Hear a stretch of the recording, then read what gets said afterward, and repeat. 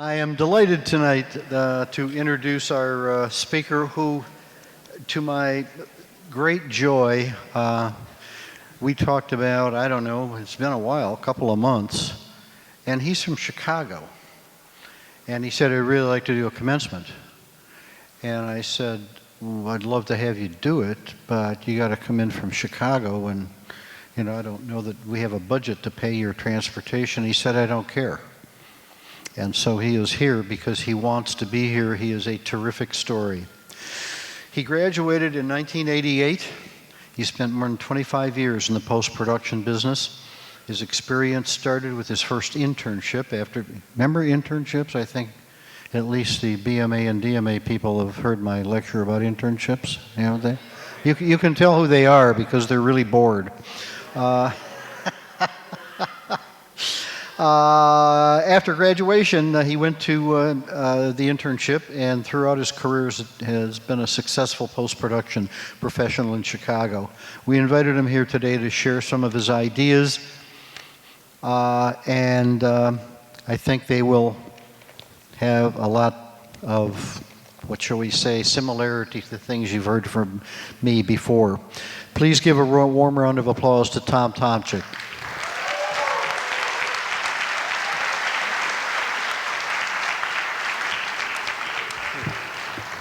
Good evening. It is a pleasure to be here on what I know is a very special day. 25 years ago, and I hate just even saying it out loud, I sat where you guys are, very excited about the possibilities and wondering what my future might hold. And in preparing for speaking to you today, I looked back at over those years and tried to come up with a few things that would help you out moving forward, because after 25 years I have picked up a few things, and although my initial list was probably 10 or 12 items, I've narrowed it down to two. The two most important things that I think I could share with you today. And it's not only that they're the most important, it's that they're things you can do today. They're things you can do immediately to help move forward in your new career. The first one is to always do more than you are paid to do. And this may sound a little counterintuitive, but let me give you an example. When you're lucky enough to get your first chance, your first job, the first thing you should not be thinking is, how much are you going to pay me? Because first of all, someone is taking a chance on you. While you have the education from Specs Howard, you don't have the experience. And the first job is in some ways the most important job you'll ever get, because you have found someone that's willing to take a chance on you. And too often I have in my career run across people who do have this, well, what's in it for me sort of attitude. When really what will make you successful is not only doing what you're hired to do, but stay late, come in early, learn beyond even what you are asked to do, because those are the things that people notice. And those are the things that, even if you did nothing else, do get rewarded with income down the road. But it doesn't start off that way. In fact, for me, it probably took 3 or 4 years before I really felt like I was making something equivalent to what I was giving back. And that's kind of what you're doing. You're working your way up to turning the tables a little bit. In the beginning, you're going to be learning more than you're giving back to any given employer. But over time, that built-up experience becomes very valuable, and people will start to pay you for that. And there have been many people I've seen through my career that just because they didn't get that and because they had this attitude of what's in it for me, they ended up burning out and ended up completely changing careers. So that's my first point. The second one has to do with the fact that you're all graduating today and you're all going after, in some ways, the same jobs. But you're not just competing with the people in this room, you're competing with every graduate from every other school in the area, but also you're competing with people on the internet that in some ways can do things remotely now. So you have kind of an uphill battle in some ways to get that first job.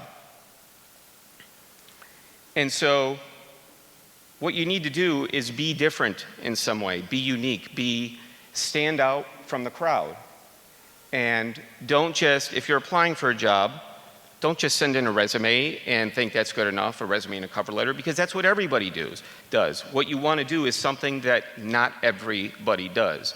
Sometimes it takes a little bit of nerve, sometimes it may push you out of your comfort zone, but it is how you will make a difference, and that one aspect alone will completely change the opportunities that you were given as you move forward.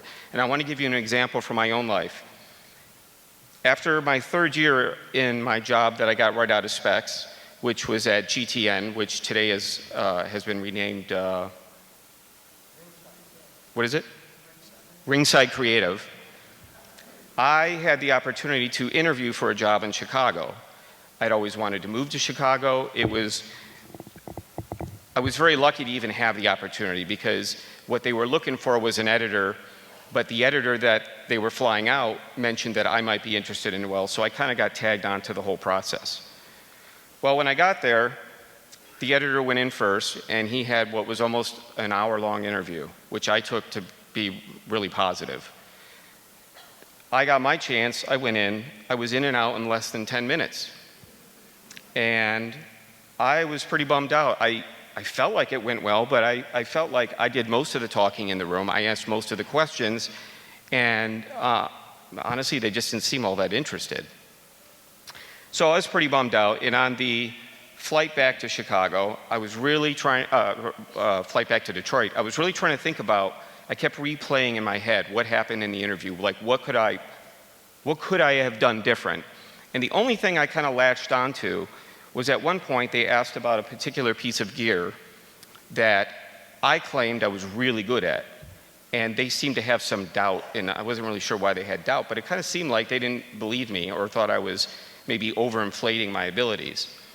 So Friday night, I get home. Saturday morning, bright and early, I go to GTN, and I spend the next 3 to 4 hours creating a 1-minute demo reel that completely shows off what I'm able to do with this piece of gear. And at the end, it says something clever like, hire me, with my phone number or something.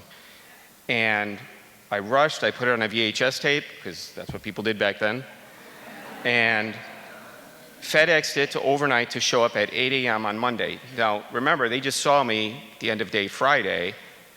They come in Monday morning, and they had this demo tape from the guy they just sent home. That demo tape made such an impression that they were literally calling, I found this out later, they were literally calling people from other rooms to come see the tape. And 2 days later, they called me and offered me the job. And funny enough, the editor actually did not get the job. So out of the two of us, I actually pulled it off, where he was the one that had so many years of experience, and I thought was pretty much a shoo-in.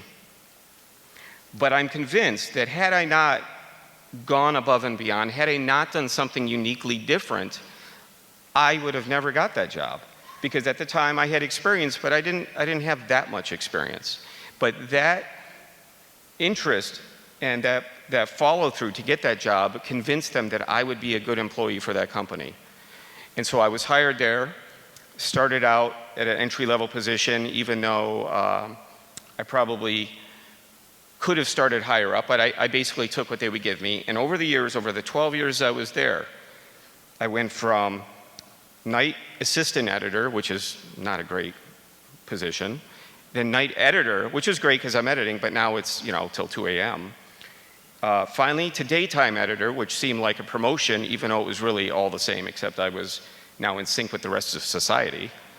And eventually senior editor, and then post-production manager, which meant I was in charge of 8 other editors and training and all sorts of things. And that all started, I really truly believe, because I did take that extra step. So when you get to that point where you see an opportunity to stand out, you have to be able to recognize it, and you have to be able to take action on it. And it's those sorts of things that you do on a regular basis that will make all the difference. And believe me, there's not that many people that do that, and so you are guaranteed to stand out, and it will not take you long to land that first really good gig. Thank you for allowing me to be here and share this special day with you, and congratulations to everyone. we'd like to thank him very, very much for being here today and award him a master's degree in generosity. Tom?